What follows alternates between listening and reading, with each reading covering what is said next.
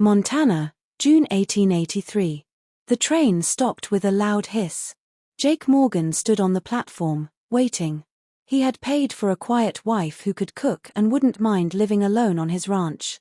Someone simple. What he got was different.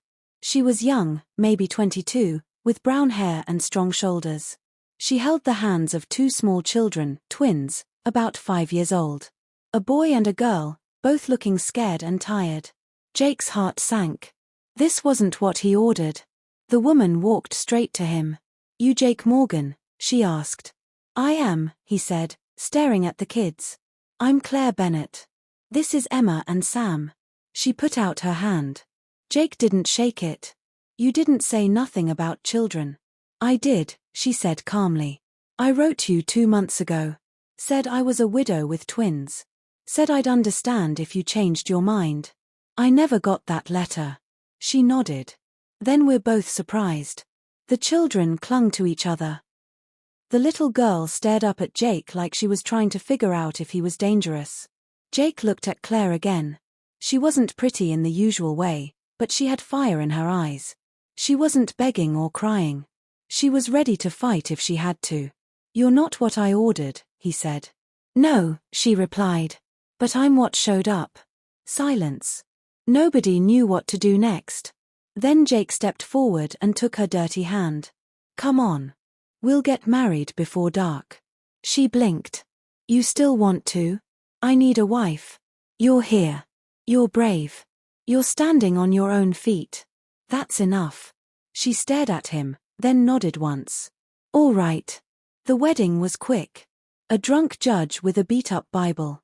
The children sat outside and waited. After, Jake loaded her trunk into his wagon. "I don't know much about kids," he said. "I do," she said. "And I don't expect you to be their father right away." He looked at her, really looked. "Did you love him? Their father?" She nodded. "He was kind, but not strong. Couldn't survive a Montana winter." "You ever been married?" she asked. "No. Never trusted easy." She smiled a little. "And you trust now?" "I trust what I see. You didn't cry. You didn't beg. You got off that train ready to fight. That tells me more than any letter." The ranch was simple, a 2-room cabin, a barn, and cattle in the distance. "It's better than I thought," Claire said. "You thought worse?" "I always do. Then I'm never disappointed." Inside, she moved like she belonged.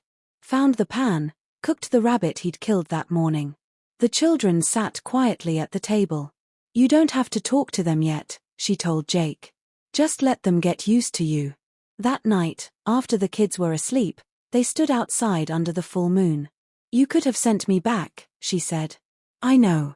But I didn't." Before either could think too hard, he kissed her. Not desperate, just easy. Like he'd been waiting without knowing it. When he pulled back, she stayed close, her hand on his chest. "I guess we're really married now," she whispered. He smiled. "We always were. Now we're starting to mean it." Weeks pass. Life fell into a rhythm. Claire fixed what needed fixing around the house. Jake worked the cattle and mended fences. The children slowly warmed up to their new life. Sam started following Jake around the yard, watching everything he did. Emma sang to herself while helping Claire with chores. One evening, a bad storm hit. Rain pounded the roof and wind shook the walls. The family huddled together by the fire until it passed. The next morning, Jake and Sam walked the property to check for damage. When they came back, Sam carried a hawk feather like it was treasure. "They're getting used to each other," Claire said, watching them. "Is that good?" "It's something. And something's better than nothing." Winter comes. When the first snow fell, Jake was splitting wood without gloves. "Your hands will freeze," Claire said, bringing him coffee. "Can't grip the axe right with gloves on." She watched him work. "Winter's going to be hard. All of us stuck inside together for months." "You worried?" "No. Just want to make sure we're honest about what this is." He stopped chopping and looked at her. "What do you mean?" "I came here because I had nowhere else to go. But I stayed because I see something real in you. Something worth building with." I've been alone so long, I forgot what it felt like to share a life. But you never asked me to change. You just fit. She stepped closer. I don't want to just survive beside you, Jake. I want to build something that matters. He set down the axe and took her hands. Then let's do this right. Let me court you proper, even though we're already married. What does that mean? It means I want to know everything about you. What makes you laugh, what you dream about. I want this to be about love, not just need. That night, he pushed the table aside and held out his hand. Dance with me, he said. There was no music, just the sound of the wind outside and the fire crackling. They moved slow and easy, her head resting on his shoulder. As winter settled in, things changed between them. He carved her a shelf for her sewing things. She taught him to patch torn clothes properly. The children stopped whispering and started calling him Pa. One snowy evening, Sam climbed into Jake's lap with a storybook. Jake read slowly, his voice rough from not being used to it. Claire watched from her rocking chair, feeling something warm and full grow in her chest. Later, after the children were asleep, Jake knelt beside her chair. I want to make you a real promise, he said. Not the words we said to that drunk judge, but something that means something. She took his hands in hers. Then say it. I promise to stand with you through everything that comes. To help carry whatever weighs on you. To love these children like they're my own blood. To build a life with you that's worth having. Tears filled her eyes. Then I promise to walk beside you always. To be your partner, not just your wife. To make this place a real home for all of us. They went to bed together as husband and wife in truth, not just in name. Spring returns.